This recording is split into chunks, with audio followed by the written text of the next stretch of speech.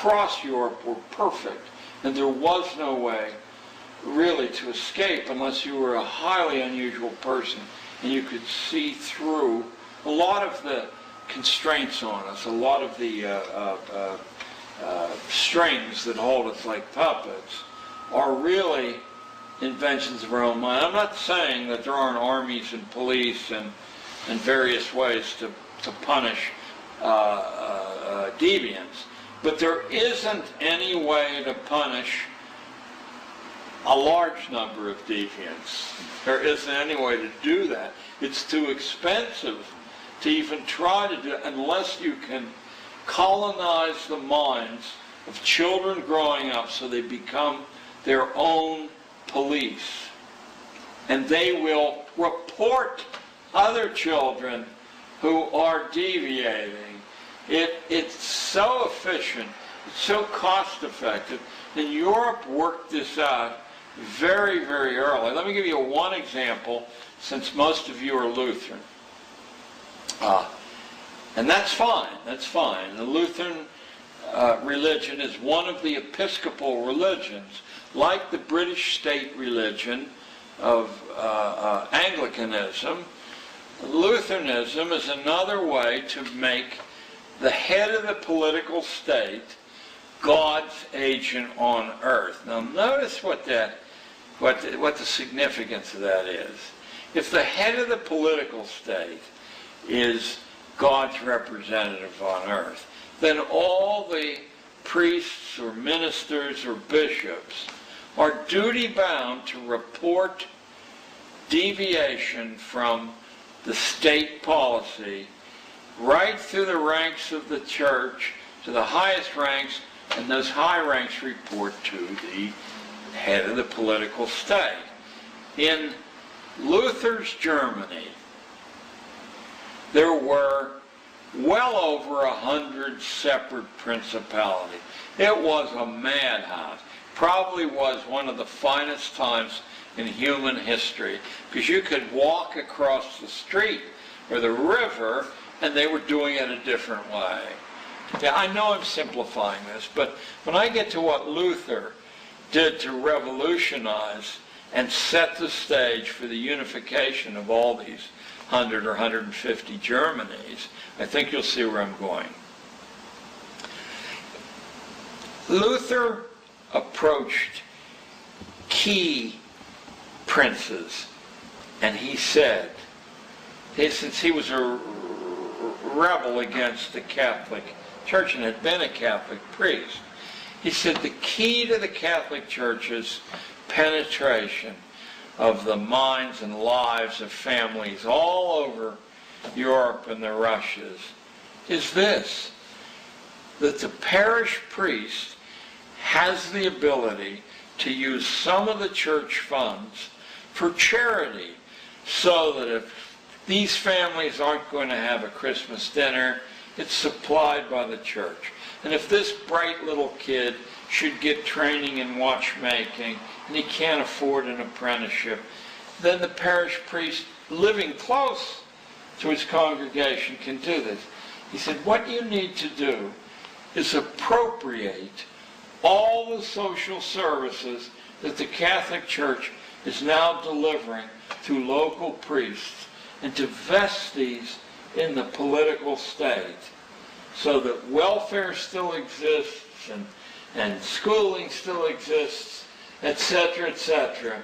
But you now supplicate the political state rather than, he said, that will destroy the powerful hold of the church.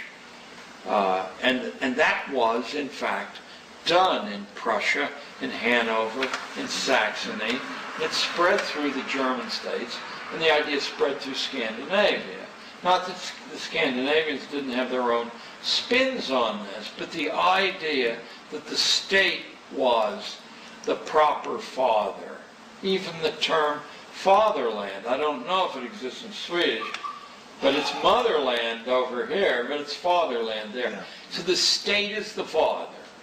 And if parents deviate from the state's wisdom, they should be disciplined. And if they deviate too far, then the family should be permanently split up and the children given to someone who will be trustworthy. That's the beginning of, I think, the empire of Europe, where bit by bit the national sovereignties of the key countries, the most powerful countries, have been eaten away by supranational agencies. And schooling is the principal vehicle. A project was launched in the last quarter of the 19th century in England with powerful help from a few American families who believed that the separation of the two countries had been the worst event in human history, and they wanted to work toward a long-term reintegration of Britain, the whole English-speaking world, as one country. That was their goal of the agenda, and they knew this would take quite a long time. And I'm going to give your listeners a reference that will be from an impeccable source that traces the growth of this thing. So the idea was to bring about a globe under the direction of people who had been reared as the British upper classes had been reared, to be the fathers and protectors of lesser mortals. The idea came about partially from Charles Darwin's first cousin, a famous intellectual named Galton, Francis Galton. And the idea would be that the attitudes, the values that had been forged by the British upper classes, and the kind of society that they had tempered and designed, could become the clothing for the entire globe. And it would take time. I mean, one of the big things would be a common currency and a common language, but they knew that would be a long way off. So they began by setting up 23 bases all over the planet. Now, all those bases are still in business. The one in the United States is right up on 66th Street. It's called the Council on Foreign Relations. And they have different names in different places. But the idea was to draw into that club the best, the brightest, and the most influential people from the entire country, from all races and all walks of life, and to use those people as the resonator of the idea of globalization. And at some generation, not impossibly far in the future, everyone would live pretty much the same, think pretty much the same, eat pretty much the same. There would be colorful differences between Swedes and Americans, and you'd save those for folk festivals once a year, or from international food festivals. But essentially, you could predict people, whether they were Swedes, Italians, Americans, Nigerians. You could predict them because they all would have been processed the same way. The vehicle, not the sole vehicle, because all vehicles, including mass media, were to be brought into this effort, but the principal vehicle was forced schooling. Forced because you didn't want to leave an option open for most kids. The entire account of this is set down in a wonderfully scholarly book that has 12 or 13 or even 1,400 pages, written by the personal tutor of President Bill Clinton, William Jefferson Clinton, at Georgetown University, was a history professor, a professor of international government named Quigley. The first name, Roland. Oh, he's not there. I think his name's Carol Quigley. Well, the book's available to get. Quigley was a historian's historian, and his reputation to this day is of the very highest. But I know the only people who ever hear of him are professional historians there. Quigley wrote a book called Tragedy and Hope, A History of the World in Our Time.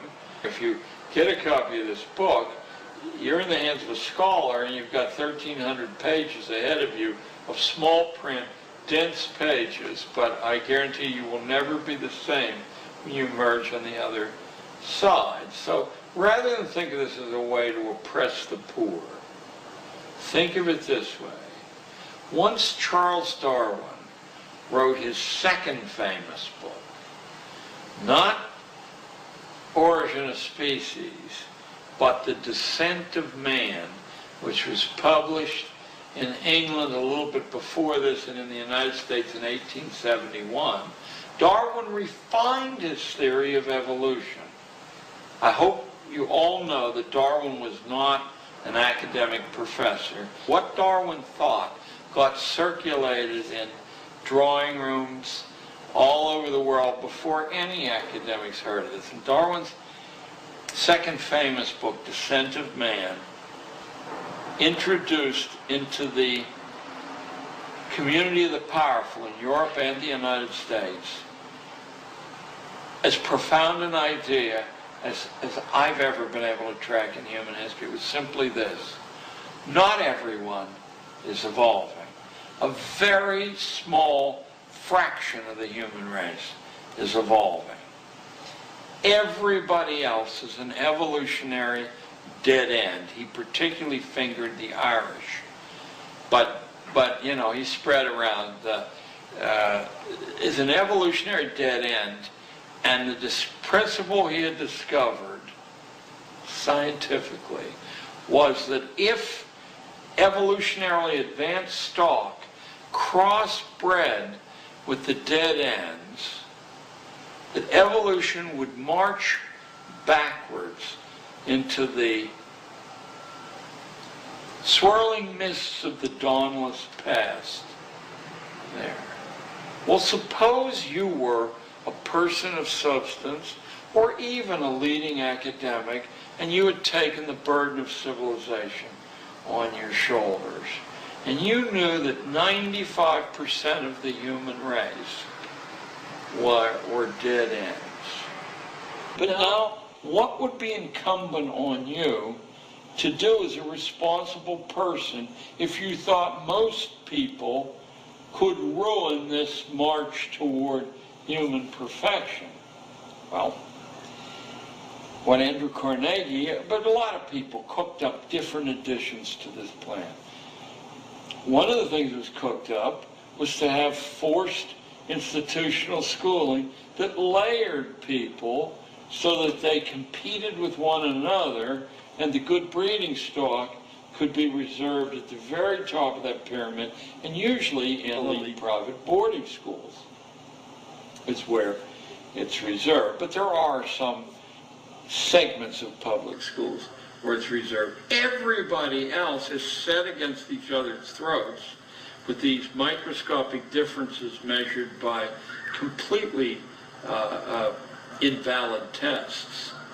I hope that's the right statistical word. But what I mean is the tests don't actually measure what they say they measure. If the tests say, for example, that you're a brilliant reader, it's almost predictable that you're not a brilliant reader. What you can do is go to a reading selection, and with 6, 7, or 8 kinds of information, you can quickly gloss the section